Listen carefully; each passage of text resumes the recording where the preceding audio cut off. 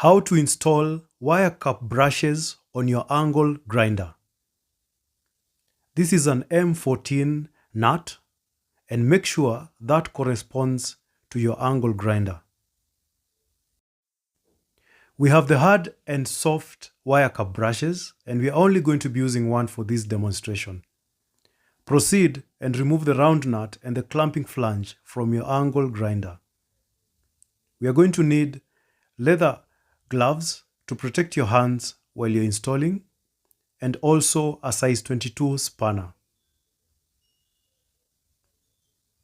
The wire cup brushes are really pricky, and if you don't use your leather gloves, you're going to possibly hurt yourself.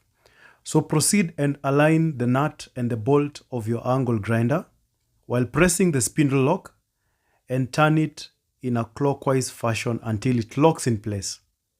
To unlock, we're just going to do the reverse. Press the spindle lock, and holding firmly with your leather gloves, you're going to turn it anti-clockwise until it loosens. And that's how you install a wire cup brush.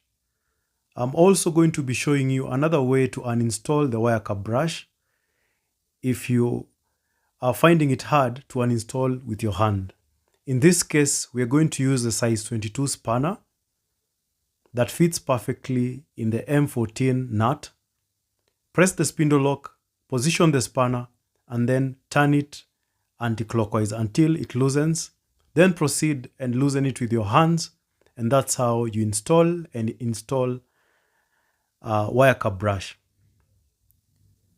And remember to replace your round nut and your clamping flange so you don't lose them. Thank you so much for watching.